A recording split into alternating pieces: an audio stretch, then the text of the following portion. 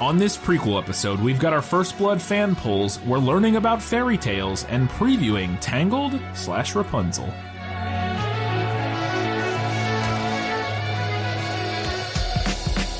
Hello and welcome back to This Film Is Lit, the podcast where we talk about movies that are based on books. It's a prequel episode. We've got all of our prequel segments, and that means we're starting out with our patron shoutouts. We didn't have any new patrons in the last 2 weeks, which is just fine. But you should support us on Patreon if you can. Head on over there. You can listen to our just released episode where we talked about Lost Girl and New Girl. Let's Hear It for the Girls is the name of that episode. If you're a $5 or up patron, you get access to our bonus content feed, and you can listen to that episode where we discuss those two shows. One of them you've probably seen / heard of, and one of them you probably haven't. So, because everybody's seen Lost Girls. But we do have our standard, our $15 Academy Award-winning patrons. These are the people who support us for $15 a month or more, and they are Eli Youngs or Ellie Youngs. Probably Eli. I think we discussed this numerous times, but I'm pretty sure it's Eli Youngs. Gratch, Just Gratch, Shelby Suderman, Mr. Nobody. I went back to work for COVID-19. This is the person who changes their name every time. I'm sorry that you had to do that. I don't know what you do, so that's unfortunate. Hopefully you're not in a place where you're in too much danger. And finally, Alina Doletkalova. Those are our $15 patrons. You can join them and get your name read every prequel episode and get priority recommendation when you recommend movies, within reason. You can't just recommend 50 and then expect us to do all of them, but, you get one and then you recommend one a couple months later. Maybe we'll put it on. We'll see, We're going to feel it out and make sure it feels realistic and fair. You can't just be our new list if you're a $15 patron. But that was what First Blood was. I believe Just Gratch recommended First Blood, and that's why we did that one. So, all right, let's go ahead and do our fan poll follow-up for First Blood. Yeah, well, that's just like your opinion, man. So we had no feedback on Facebook. What the heck? Not a single vote, Something's not a single comment. I really think we're getting screwed by the algorithm on Facebook. Something's wrong with Facebook. Yeah, because we had a lot, markedly less interaction on posts in general lately. I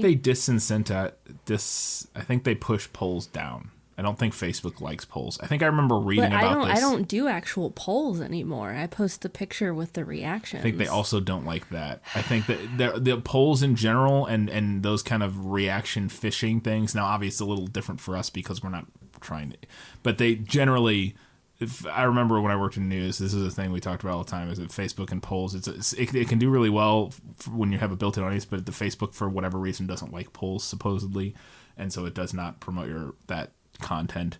It also doesn't like stuff with too much text in it. It's weird. It's weird. The algorithm's weird.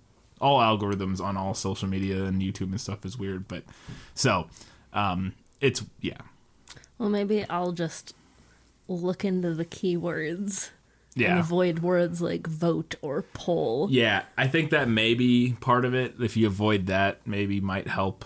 Yeah. I don't know. We'll I don't know enough about SEO and Facebook and stuff to. I don't either, but I know people who do. There you go. But anyway, if you follow us on Facebook, keep an eye out for those polls. We like hearing y'all's thoughts and opinions, and it makes this segment more interesting when we have stuff to read and talk about. So keep a lookout. We'll do our best to try and circumvent the algorithm. Yeah. It is interesting because this episode did great, too. This episode is one of the top ones we've had recently. It's up there. It's pushing 1,000 downloads. Nice. Which is amongst our better, for how quickly within a week, that is a very well performing episode for us. So yeah, I don't know. It's interesting. Well, we did a little better on Twitter. We had 8 votes on Twitter. 6 of them were for the movie, 2 of them were for the book. And we had a couple comments from followers as well. At Dragonborn2008 said... A Dovahkiin. Sorry. They said, even though I've never read the book, I've seen the movie as a kid 10 years ago, and I enjoyed it a lot. Seeing it today is not only nostalgic for me, but it's also one of my favorite Stallone movies, up there with Rocky and Demolition Man. I could be wrong. Rocky is a great movie. I'm pretty sure Demolition Man is not good, but I've never seen it. Well, maybe they just remember it nostalgically. Right. I just think it's interesting because this movie and Rocky are both very good, and we talked about in the episode about them being kind of remembered just as part of the Stallone oeuvre, maybe, and not necessarily so much as the like standalone, just good films that they are. And so it's funny seeing Demolition Man lumped in with these, but I get their point, like that they watched it as a kid and like it and have fond memories. So. And we also got feedback from @ShelbySuderman, an Academy Award-winning patron. Yes. And Shelby said, I enjoyed the movie, especially Sylvester Stallone's performance and the addition of Rambo looking for his friend. Mm-hmm. However, I chose the book. I get what the movie was doing with the cop characters, but I preferred the complexity of TFIL and Rambo in the book, and I appreciated the dark humor. I could agree with that. Mm-hmm. And Shelby also said, I've been trying to confirm this, but I believe this book and movie came out while PTSD was still in the process of being recognized the way we do now, and both could have helped with public awareness. Yeah, for sure. Yeah, I would agree with that too. Yeah. And I think definitely the movie having come out obviously later than the book, we can see like the difference in portrayal. Yeah. Even just from book to movie. Yeah. All right. That was it for our fan feedback on First Blood. Lots of F's in there. Let's go ahead. We've got a learning things segment, and we're learning about one of Katie's favorite things. So let's learn about fairy tales. No matter what anybody tells you, words and ideas can change the world.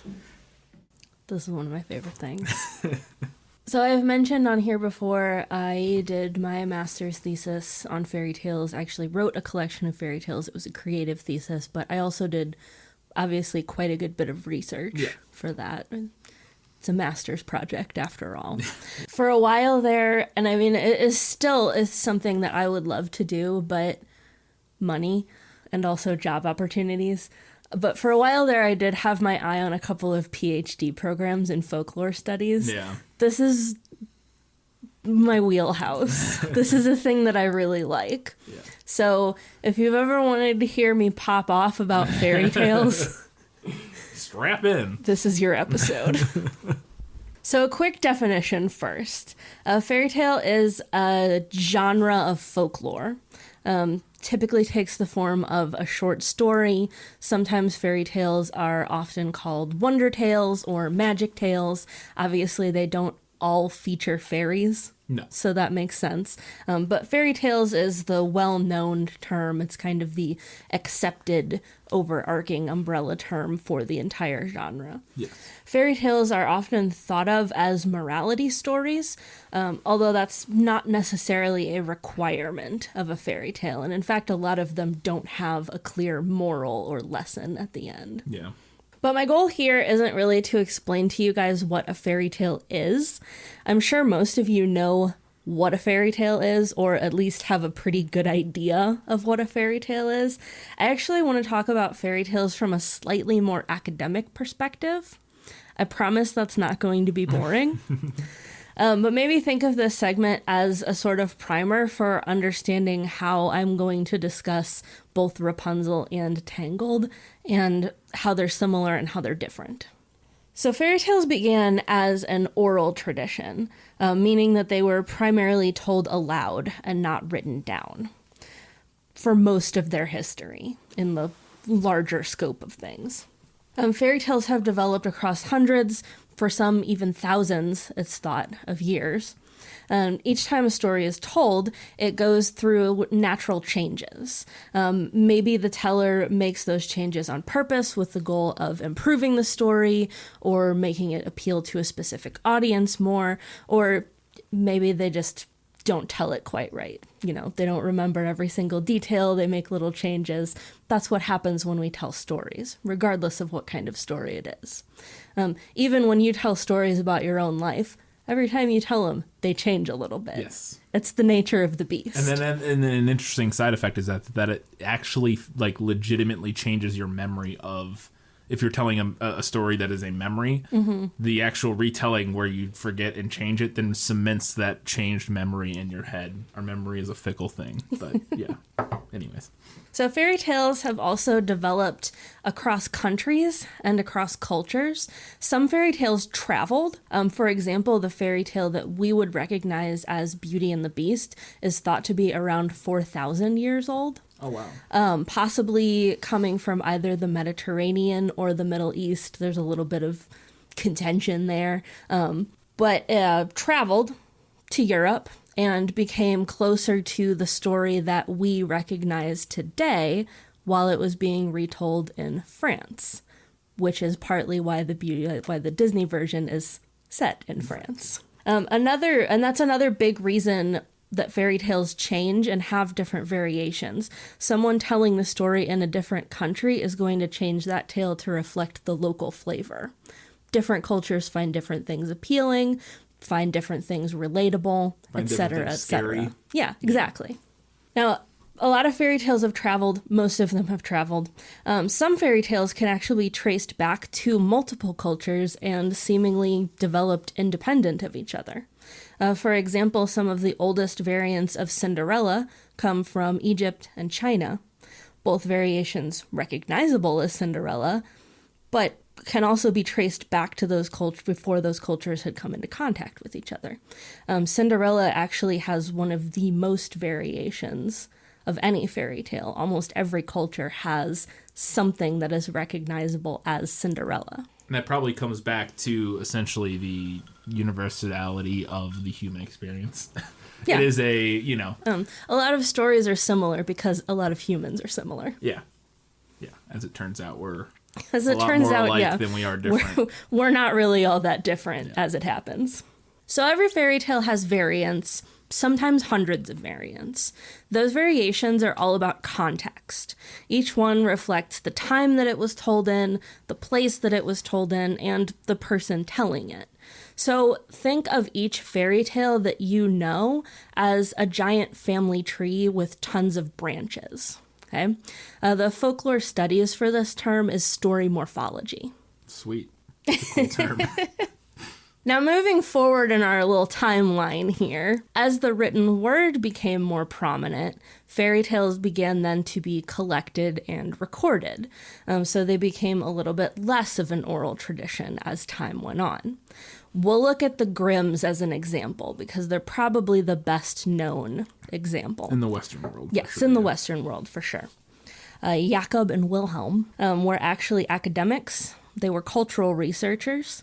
Their methodology for recording fairy tales actually became the basis for what we now know as folkloric studies.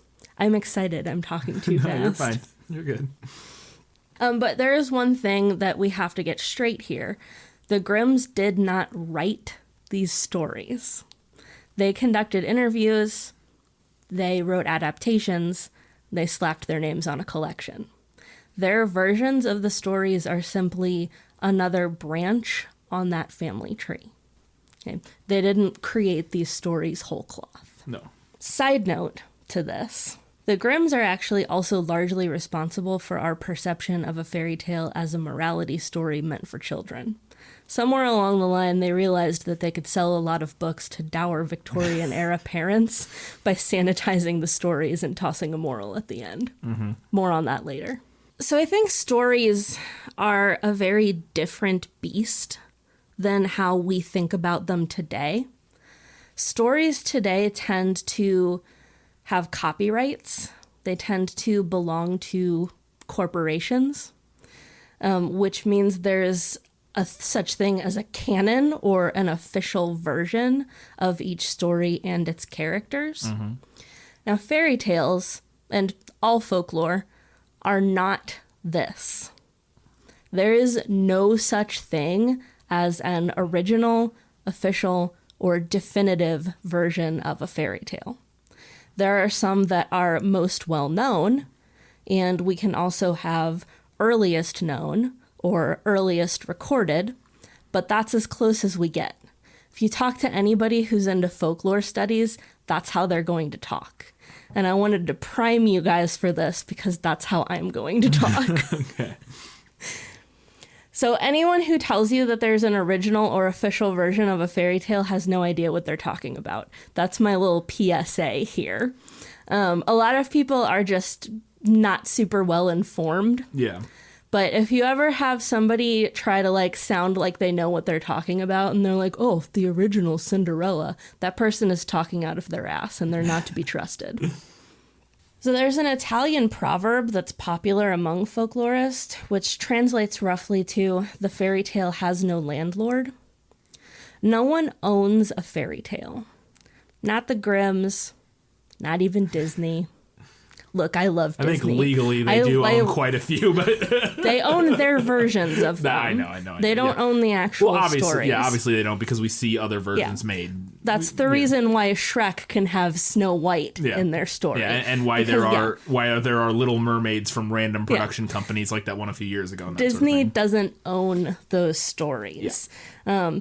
Their versions are just additional branches on the family tree. I love Disney, but I have no illusions about Disney. Yeah. I know it's about money. I'm aware. Boy, so much. So much money.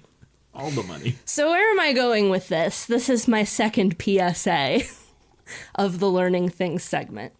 We own fairy tales. Fairy tales are the medium of the people. They are a medium of the common folk. Folklore and fairy tales are stories. Stories are culture. Our stories are the cultural mythos that make up who we are. And in a world where corporations want to own that, engaging with fairy tales is an act of rebellion. Yeah, I said it. Fairy tales are anti-capitalist. Yes. Read them, write your own. Viva la resistance. Boom. I'm on board. She's got me on board. Fairy tales. I was already on board with fairy tales. Oh, fantastic. All right. Well, that was a lot of the history of fairy tales, some background on fairy tales. Now you know a little bit about fairy tales, but there's so much more to learn. But we're going to talk about one very specific fairy tale, and that is Rapunzel. And that tower? Well, in that tower, there lived a girl who was just waiting for her life to begin.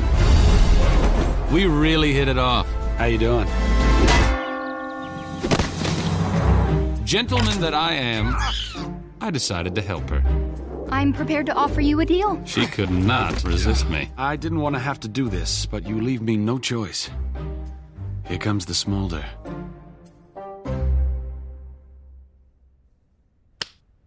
All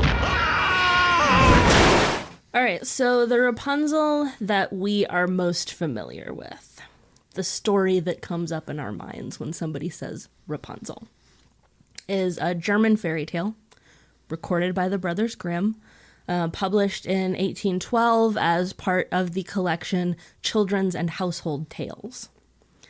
Now, their version of the story is actually an adaptation of an earlier German writer, Friedrich Schultz, who translated a French story called Personette by Charlotte Rose de la Commande de la Fosse, or something like that.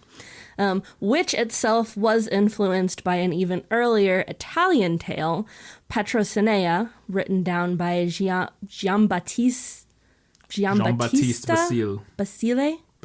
Yeah. More on these guys later, but suffice to say, Giambattista. They did not pull this from nowhere. Yes. I mentioned earlier that the Grimms eventually sanitized their fairy tale collections to sell them to children. Rapunzel's a real good example of this.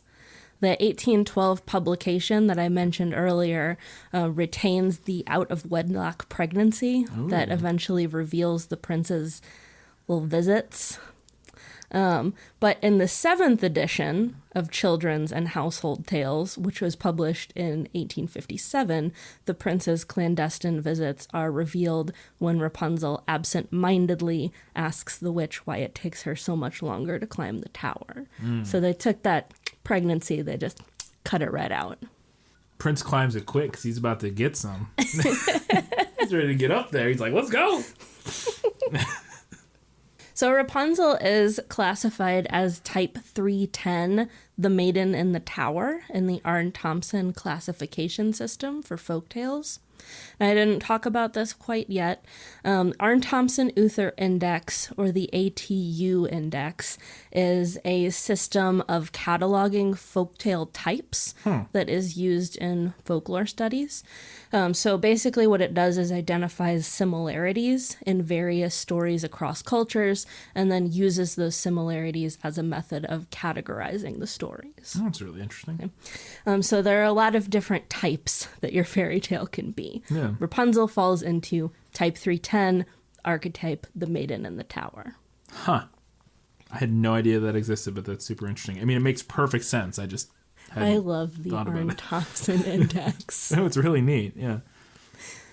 Now, some researchers have proposed that the earliest possible inspiration for the Maiden in the Tower archetype could possibly be pre-Christian sun or dawn goddess myths, in which the light deity is trapped and then subsequently rescued. One very similar myth is that of the Baltic solar goddess, Sole, who is held captive in a tower by a king. Okay. So there's that kind of thread of similarity there. And those stories, I assume, are where they're held captive every evening and then rescued every morning or something like that. Something like that, yeah. As a way to explain why the sun goes down and then rises again. Yeah. Kind of on the flip side of that, then, the earliest surviving reference to a female character with long hair that she offers to a male lover to climb like a ladder actually appears in the epic poem Shamaneh by Ferdowsi, who was a Persian poet. Because I think that's one of the longest epic poems written by a single person. Yeah, I've never heard of it. It's the Shamaneh, or the King's something. I can't remember now. The King's Tale, maybe. Never heard of either of those. I only heard of several epic poems, mainly like Gilgamesh. And that's because literature classes only teach European. Yeah. No, I read one of there's a Middle Eastern one I read, but I don't remember what it is. Isn't there like a very famous Indian or Middle Eastern epic poem that's taught in... I'm not saying it's balances out. I'm just saying that I feel like I remember some... You weren't thinking of the Odyssey, are you? No. I can't think of what I'm thinking of, but never mind. Doesn't matter. So the epic poem I was thinking of was, in fact, the Epic of Gilgamesh, which was an ancient Mesopotamian poem. The other one that I was thinking of when I said Indian that I read excerpts of was Ramayana, which is one of the two major Sanskrit epics that came out of ancient India. Didn't read the whole thing. I don't know how, it's pretty long, but I remember reading excerpts of it in like high school. So that's what I was thinking of. Back to our Italian friend then, I think Giambattista. Yeah. Basile. I wrote down a pronunciation and now I can't even parse what I wrote down.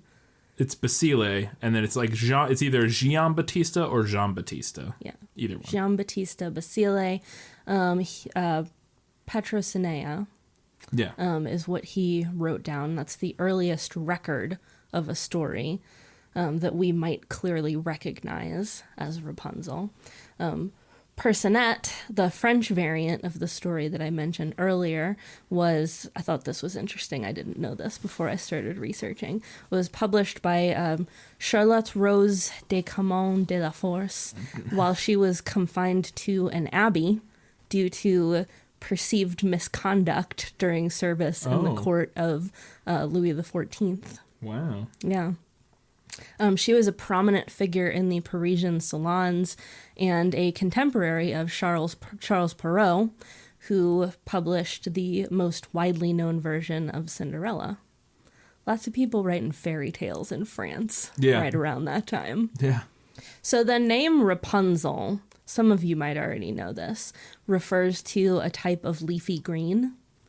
In the story that we know from Grimm's, she's named for the green that her mother wanted from the witch's garden. Similarly, Basile's Petrocinea translates to parsley. Oh. So I was literally just Googling that, didn't I? Had it later right down here. I was trying to figure out what it meant. And speaking of the witch's garden, the seemingly unfair bargain that the husband makes with the witch in the opening of Rapunzel is actually a common convention in fairy tales. You might also remember it from Jack and the Beanstalk, trading a cow for beans, and Beauty and the Beast, trading a daughter for a rose. Yeah. And then furthermore, folkloric beliefs often regarded it as dangerous to deny a pregnant woman any food that she craved. So back in the day, the idea that the husband would agree to give the witch his newborn baby in exchange for some lettuce from out of her garden might not have seemed all that crazy. It was thought that a pregnant woman might die if you didn't get her the food that she was craving. Oh, I thought they meant it more in the comment, because I was about to say when you said that, I was like, that's still a modern tropey, terrible, like... Yeah, well, now it's a modern, like, misogynisty trope. Yeah. But, like, back in the day, they literally thought that, like, if we don't get her what she's craving, that could have, like, super detrimental effects. Like, she could die. Maybe that was just their excuse. They were just like, or she's going to yell at me for a long time. And then they were like, maybe it was the same excuses, or it was the same reasoning, like, as the modern day trope. But it's, they were like, no, she might die. Gotta get it. Nobody knows anything about science. She might die. Who cares? I actually think it's a really interesting thing because it's an example of a husband choosing the well-being of his wife over his unborn child. I find that interesting. That is interesting. Anyway, to close out our fun facts section here, a version of Rapunzel also appears in Andrew Lang's The Red Fairy book. Andrew Lang, another big name in fairy tales. And the tale also is one of the most prominent storylines in Sondheim's musical Into the Woods. Mm-hmm. The musical without any hooks. I don't know why you dislike that musical so much. None of the music has any hooks. Gotta have a hook for Brian. You gotta have a hook. I'm a sucker for a pop song or just anything with a hook, and that musical did nothing for me. I would be willing to rewatch it. I like Into the Woods a lot. This story, it was fine, but the music did nothing for me. And I think it lacked something for me. The thing that I like about musicals, which is a nice hook. But whatever. I'm a basic bitch, so. All right, that was it for our fun facts about Rapunzel. Let's go ahead and talk about Tangled. You coming, Blondie? And before we knew it, we began to uncover some secrets.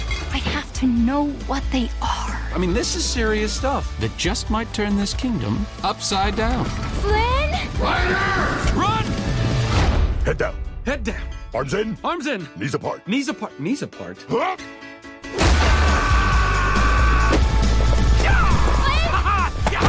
out!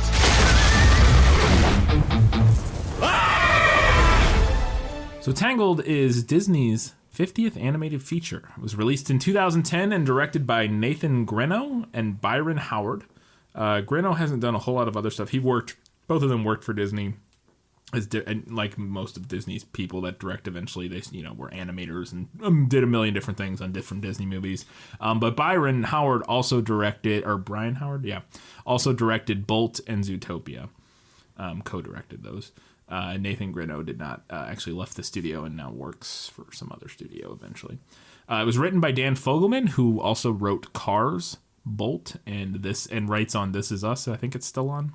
I think that's still on. Yeah, or writes on This Is Us. Has a bunch of credits for This Is Us. So his name looks familiar. It looked familiar to me, but I don't think. I think there's other Fogelmans that are. Yeah, I'm sure there are. Yeah, but before its release, the film actually was called Rapunzel, and they changed it to Tangled to market the film more gender neutrally.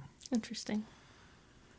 It's been reportedly this film was in production for 6 years, and it was estimated to cost $260 million, which, if that's accurate, this is estimated. This isn't like confirmed by Disney or anything.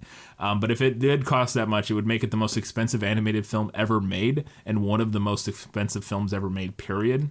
I've heard that it was the most expensive animated film ever made. And that's based on the estimated budget. Again, from what I could find, there was no Disney didn't say, yes, it cost this much. It was just, it's in production for this long, this many people were working on it, this is probably how much it costs type of thing. And what it was one of the first movies that did an interesting thing where it blends CGI with traditional animation. I think we've talked about that with one of the other movies we did. Also did a similar thing, but I can't remember which one it was now. The film stars Mandy Moore as Rapunzel, Zachary Levi, probably most well known from Shazam, the Thor movies, and The Marvelous Mrs. Maisel. And there's probably other things that I'm not remembering that people yell at me about, but those are the things I know him from. And Donna Murphy, who's a 5-time Tony Award nominee. She plays the grandmother, or the witch. Yeah, the witch. And Mandy Moore, everybody knows who Mandy Moore is. First pitched in 2001, Michael Eisner approved the film, but wanted it to be a CG animation. It was really originally pitched by Glenn Keane, who was the supervising animator for Disney. He was the one who pitched this movie.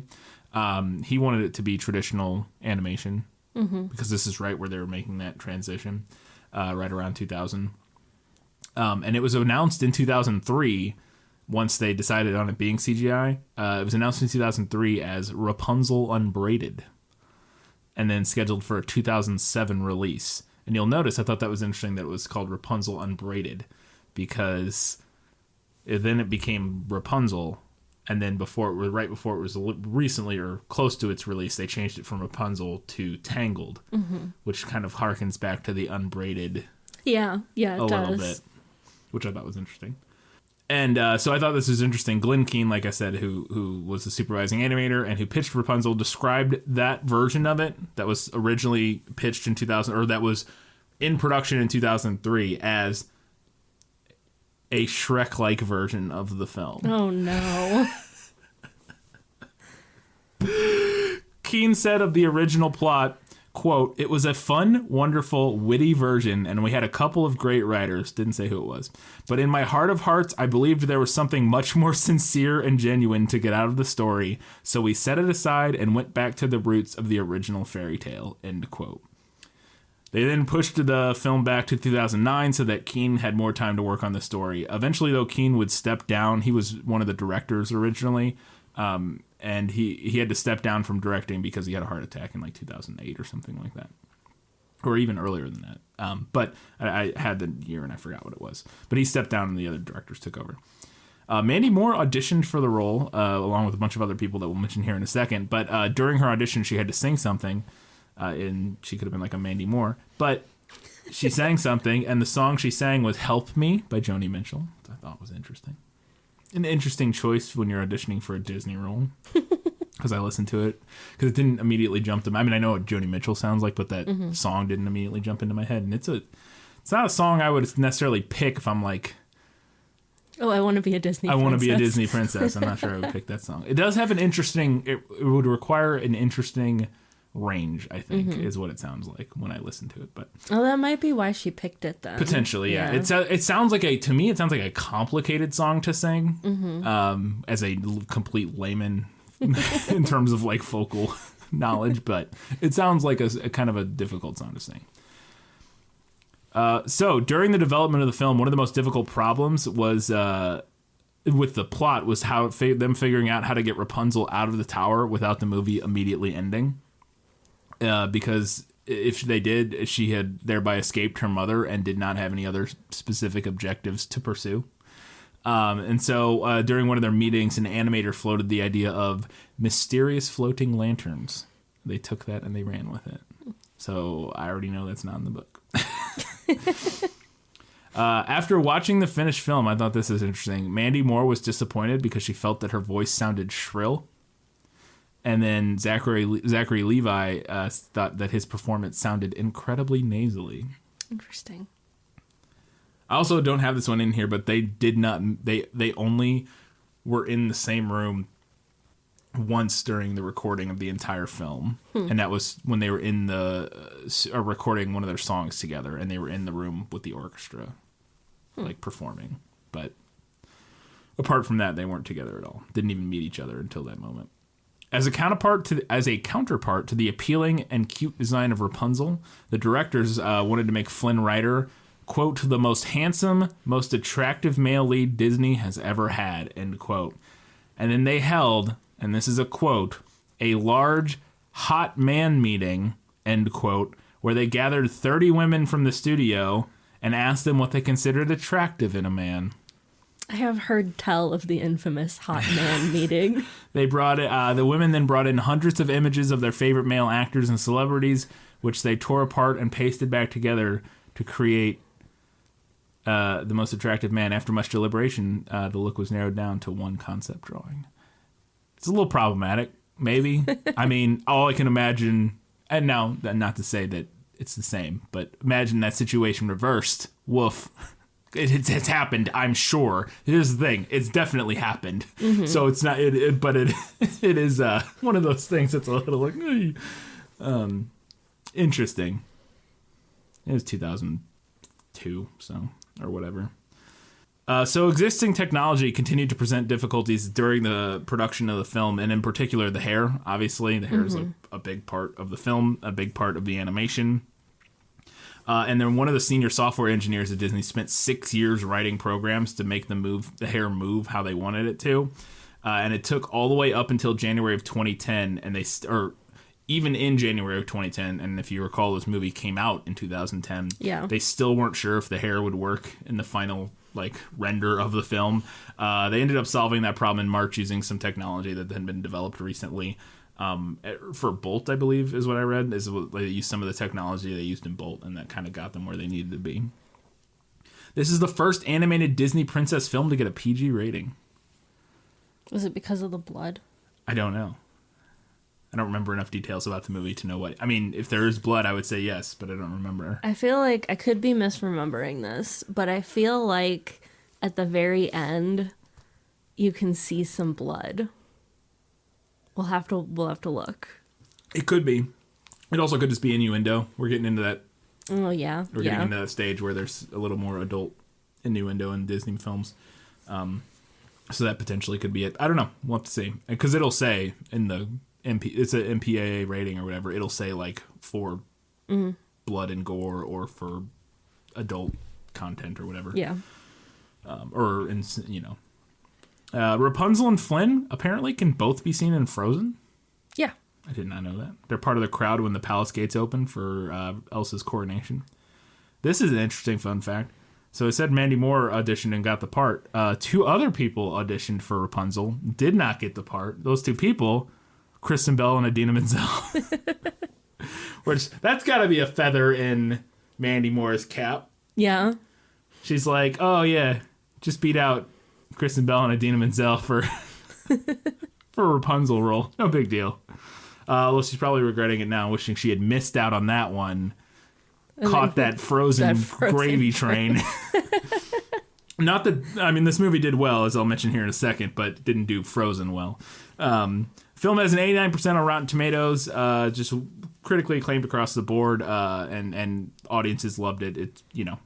It's funny because it's not one of the movies I first think of when I think of popular Disney movies, but it did very well. And worldwide box office, it made close to $600 million, and even against a budget of $260 million, that's a pretty good return. So I think I went to see this in theaters twice when it came out. I did not see this in theaters, but it came out when I was a dude in college, so I wasn't going to see Disney movies very often at that point. But yeah, I've seen it since then, and I did enjoy it. I like a lot of the music in it, which was Alan Menken. I didn't mention that, but Alan Menken scored it and did the songs and stuff. So, it's classic Disney score. Cool. We're gonna rewatch Rapunzel. We're gonna rewatch Tangled. Have you reread Rapunzel yet? I haven't read it yet. It's very short, I assume. Yeah, so. And I will be all of these old fairy tales are public domain, so you can find them online. I will share.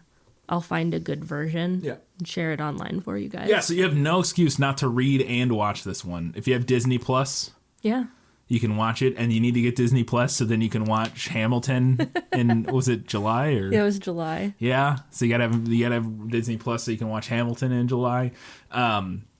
But yeah, it's if you know, a lot of people have it on. It might even this one's I think on Disney Plus. Aren't some of them still on Netflix, or are they all off there by now? I don't know. I mean, they were a lot of them were on Netflix for a while, and I know there were they've been some pulling Disney them off movies as on they. Netflix. But anyways, we'll look and see. But go find Tangled and watch it, and then we'll see, we'll give you the Grimm's fairy tale so you can read it.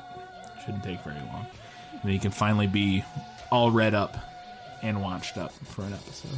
I say finally. I'm sure some people will do both. No, Shelby does both. But other than Shelby, I don't know. Anybody does. Oh, that's it for this episode. We'll see you in 1 week's time when we're talking about Tangled. Until that time, guys, gals, non-binary, and everybody else. Keep reading books. Keep watching movies. And keep being awesome.